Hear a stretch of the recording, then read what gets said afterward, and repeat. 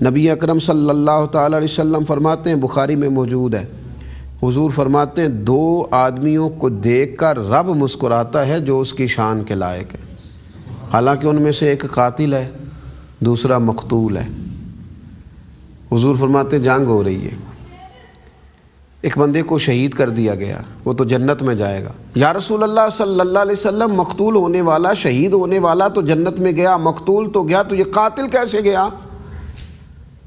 حضور فرماتے ہیں بعد میں نا رب کریم نے اس قاتل کو بھی توبہ کی توفیق دے دی، پھر یہ مسلمان ہوا، پھر یہ بھی اللہ کے راستے میں لڑا، پھر یہ بھی شہید ہوا۔ کتنا بڑا جرم اس کے کھاتے میں تھا کہ اس نے کسی کو قتل کیا تھا، لیکن توبہ سچی کی ہے تو رب نے اسے بھی جنت عطا فرما دی، اس کے گناہ مٹا دیے گئے، اس کی خطاؤں پر رب کریم نے عفو و درگزر کا قلم پھیر دیا، اس کے لیے آسانی ہو گئی۔ حضور کی بارگاہ میں ایک خاتون حاضر ہوئی نا، یا رسول اللہ میں گناہ کر بیٹھی ہوں۔ کیا ہوا؟ یا رسول اللہ مجھ سے گناہ ہوا اور پھر میں نے ناجائز بچہ میرے پیٹ میں ہے۔ فرمایا لوٹ جا، جب بچہ پیدا ہو تو آنا۔ وہ دوبارہ آئی، حضور یہ بچہ ہے۔ محبوب نے فرمایا جب کھانا کھانے لگے تو آنا۔ پھر جب وہ کھانا کھانے کے قابل ہو گیا تو بچے کو کسی کی سرپرستی میں دیا گیا، عورت کو سزا دی گئی، اور جب اس کا انتقال ہوا تو اب انداز یہ تھا کہ نبی کریم نے فرمایا غسل دے لو تو مجھے بتانا پیچھے جرم کی داستان کیا ہے، جب غسل دو تو بتانا۔ یا رسول اللہ صلی اللہ علیہ وسلم غسل دے دیا، اور میں صفیں بناؤ میں خود جنازہ پڑھاؤں گا۔ یا رسول اللہ اس کا جنازہ پڑھائیں گے جس نے گناہ کیا اور ناجائز بچہ پیدا کیا؟ تو کریم محبوب نے امت کو سمجھایا، گویا حضور فرما رہے ہیں تم نے غلطی دیکھی ہے، اس کا احساس توبہ نہیں دیکھا، اس کی ندامت نہیں دیکھی۔ حضور فرمانے لگے اس نے تو ایسی توبہ کی ہے کہ اگر میں 70 لوگوں میں تقسیم کر دوں تو اللہ ان سب کی بھی بخشش فرما دے گا۔ ایسی توبہ کی۔ طبیعت کے اندر، مزاج کے اندر یہ بات انسان کے پاس موجود رہے کہ وہ بار بار اپنے رب کی بارگاہ میں رجوع لائے، استغفار کرے، اور بلکہ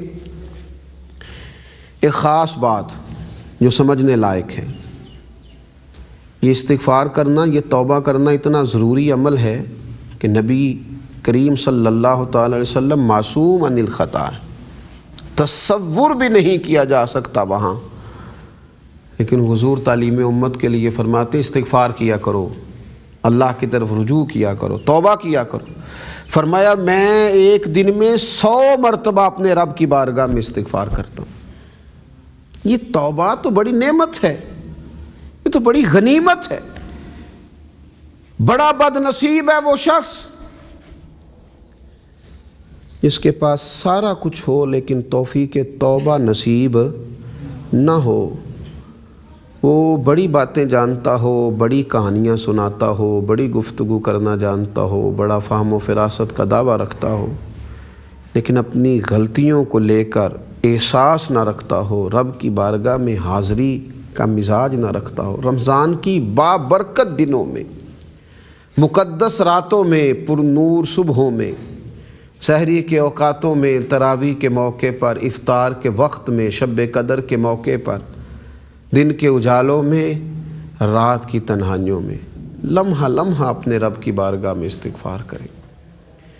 ایک ایک گھڑی اس کے حضور حاضر ہوں۔ ان خطاؤں سے بھی اللہ کی بارگاہ میں معافی مانگی جائے جو جان بوجھ کر ہوئیں، اور ان سے بھی درگزر کا سوال کیا جائے جہاں بھول گئے تھے۔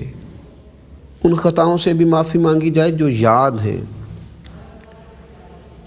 جو آئینے کی طرح واضح ہیں، اور ان غلطیوں سے بھی رب سے معافی مانگی جائے جو ہم بھول چکے ہیں، جو ہمیں یاد بھی نہیں ہے، ان سے بھی معافی مانگ لی جائے۔ ایسا نہ ہو کہ جن چیزوں کو ہم بھلا دیا ہے ہم نے، وہ ہمارے سامنے آ جائیں قیامت میں، اور ان سوالوں کے جواب دینے پڑ جائیں جو بظاہر ہم بھول چکے۔ نبی اکرم صلی اللہ تعالیٰ علیہ وسلم مختلف حوالوں سے، مختلف حکمتوں سے ہماری توجہ توبہ کی طرف مبذول کراتے۔ حضور فرماتے پیتل یا لوہے کو بھی تو زنگ لگ جاتا ہے نا، پڑا رہا تو زنگ آلود ہو گیا۔ حضور فرمانے لگے دلوں کو بھی زنگ لگ جاتا ہے۔ پیتل اور لوہے کا زنگ اتارنا ہو تو اس کے لیے آلے کی ضرورت ہوتی ہے، اور حضور فرماتے ہیں اگر دلوں کا زنگ اتارنا ہو نا، پھر توبہ کرو، استغفار پڑھو، اللہ تمہارے دلوں کا زنگ دور فرما دے گا۔ تمہارے دلوں کے اوپر جو گرد چڑھ گئی ہے، تمہارے دلوں کے اوپر جو آزمائش کا رنگ چڑھ گیا ہے، اللہ تبارک و تعالیٰ اسے دور فرما دے گا، لیکن تم توبہ کرو، اپنے رب کی بارگاہ کی طرف رجوع کرو۔ اگر یہ کام کرو گے تو اللہ تبارک و تعالیٰ دلوں کو نرمی بھی دے گا، دلوں کو صفائی بھی دے گا، تزکیہ بھی عطا کرے گا، تصفیہ باطن بھی نصیب کرے گا۔ اے اللہ، رمضان کی برکتوں کا صدقہ ہمیں دلوں کی نرمی عطا فرما، ہمیں اپنی غلطیوں کا احساس نصیب فرما، اور اپنی بارگاہ کی جانب رجوع کرنے کی توفیق عطا فرما۔ وما علینا الا البلاغ۔